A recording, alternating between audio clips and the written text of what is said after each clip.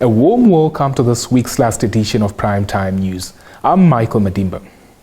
As usual, if it's your first time joining us, please subscribe, hit the like button, and be sure to click the bell icon to stay updated with the latest happenings locally and globally. Education Matters headline our bulletin tonight. A total of 8,817 grade 11 learners who set for the rewritten 2021 Ordinary Level National Examinations have qualified to advance to grade 12, where they will undertake the National Senior Certificate Advanced Subsidiary Level. Erasmus Shalihakwe compiled our first report. So, in a summary, 8,817 learners qualified now to proceed to grade 12 Namibia Senior Secondary Certificate Advanced Subsidiary Level in 2022 compared to 5,007 in 2020 academic year. This is representing an increase of 3,810 learners, representing 18.8%. This upward trend is commendable and must continue to be pursued and be improved upon. So, it is a mammoth task. We dealt with 5,007 only, but this year we are going to deal with 8,817 children doing advanced subsidiary, which is so challenging, which is so of high standards, and thus a clarion call to the principals, to the directors, to our teachers. These children are well selected. There is no reason for them not to qualify to go to university all over the world whenever they want, when they finish their advanced subsidiary. Staying with education. The Khomas region dominated the top 20 performers in the grade 11 Namibia Senior Secondary Certificate Ordinary Level for the 2021 examinations. Shelva Wells compiled this report. Ladies and gentlemen, Khomas region dominates the performance in these 5 selected subjects and performed well in all 5 subjects.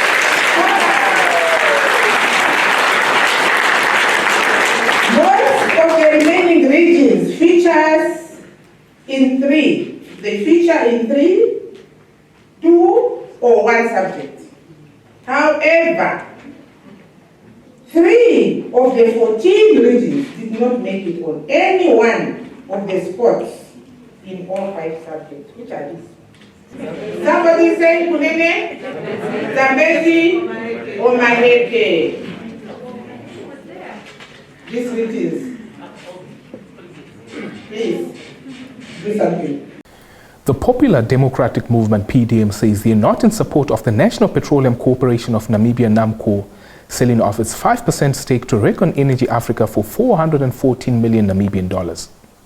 A media statement issued on Thursday by Popular Democratic Movement PDM Member of Parliament Jan van Wyk, who is also a Shadow Minister of Mines and Energy, said the party has noted with great apprehension the proposed plans of NAMCO, in which it has agreed to sell half of its stake to the petroleum exploration license in the Kavango Basin to Recon Africa. He said PDM is undisputably against the imprudent and impetuous selling off of Namibian resources to foreign companies. Van Wyk noted that in light of various complaints about Recon Africa's presence in Namibia, this transaction is regarded as premature and a sign of irresponsible management of Namibia's natural resources, something government has been guilty of on a number of occasions. He stressed that this latest display of malfection and misgovernance is indicative of an utter disregard for Namibia's natural resource deposits and her people, adding that it is evident that the Namibian nation is not to benefit from the transaction,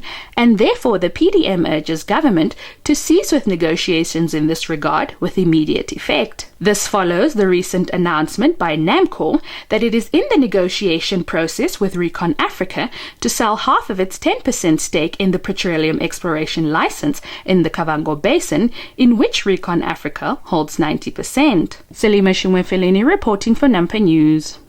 Moving on to neighboring Botswana, where its government is committed to placing natural resources conservation, traditional knowledge systems, as well as economic development at the top of its agenda, as the Earth's biological resources are vital to humanity's economic and social development. The remarks were made by Botswanan Minister of Environment, Natural Resources, Conservation and Tourism, Felda Kareng, Thursday when delivering a keynote address at the 4th Botswana Biodiversity Symposium in Lobatse, some 70 kilometers southeast of Gaborone, the Botswanan capital. Kareng said there is a growing recognition that biological diversity is a global asset of tremendous value which has to be saved and be able to present to future generations, noting the threat to species and ecosystems has never been as great as it is currently. Kareng noted that species extinction caused by human activities continues at an alarming rate. According to the Global Risk Report of 2020 World Economic Forum, biodiversity loss and ecosystem collapse are listed among the top 5 risks across the world. The official added that it is against this background that protecting and restoring natural resources are vital to fighting climate change and other natural disasters such as floods and storms, and biodiversity makes the earth habitable. Your talk roundup is up next.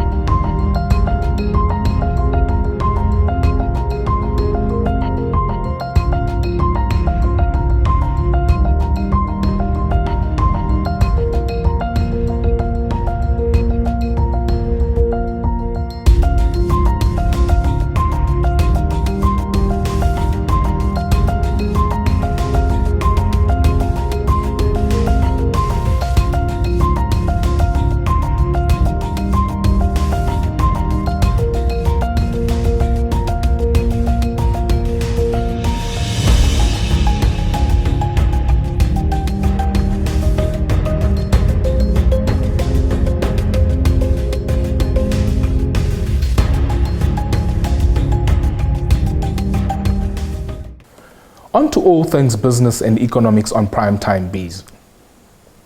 Even with the development of a new water treatment plant at Rundu, water cuts to the town could continue if the Rundu Town Council does not pay its outstanding debt with NamWater. Let's get more on the story compiled by Sawi Hausiku.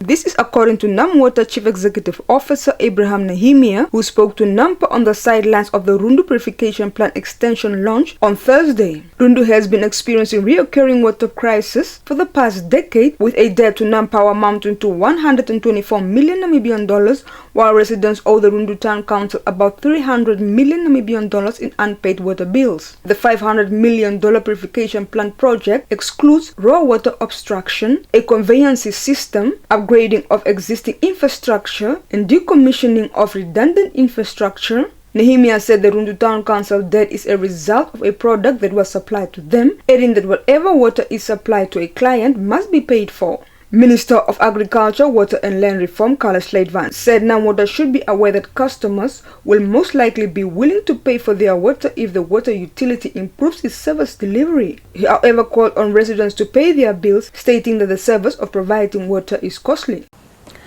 Staying in Kavango East. The new water treatment plant at Rundu will ensure water security up to 2037. This is according to Minister of Agriculture, Water and Land Reform, Carl Slaitvan, during the launch of the Rundu Purification Plant extension on Thursday. Once more, Sawi Hausiku compiled this report.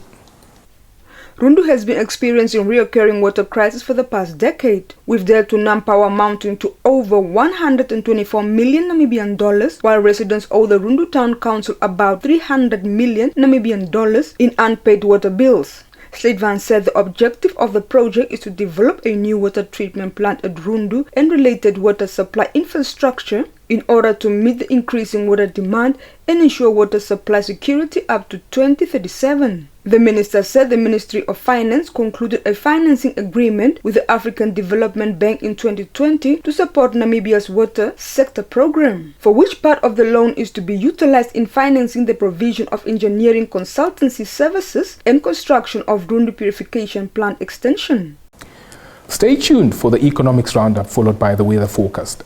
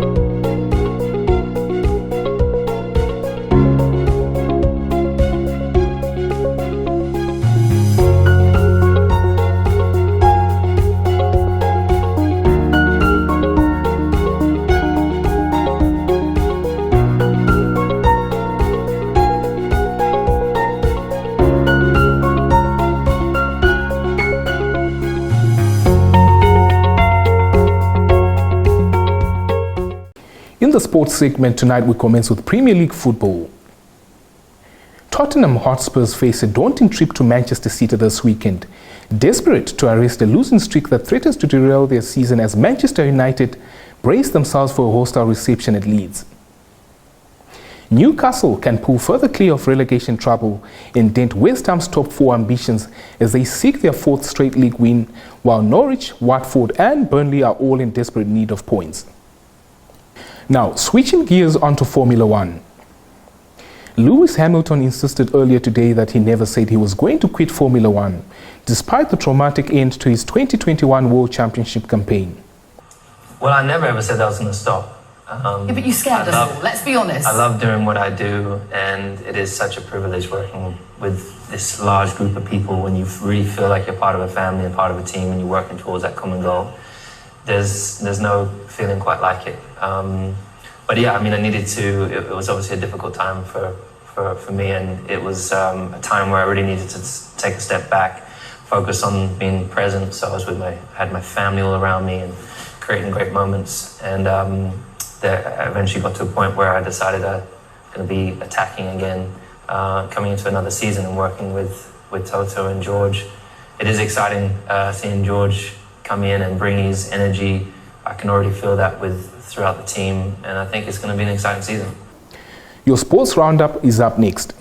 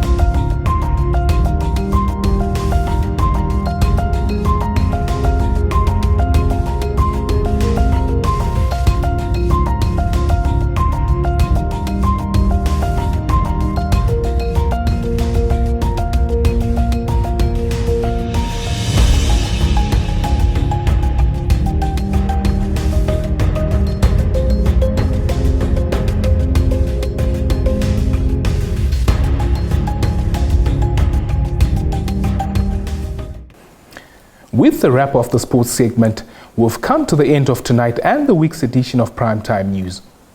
Many thanks for joining us.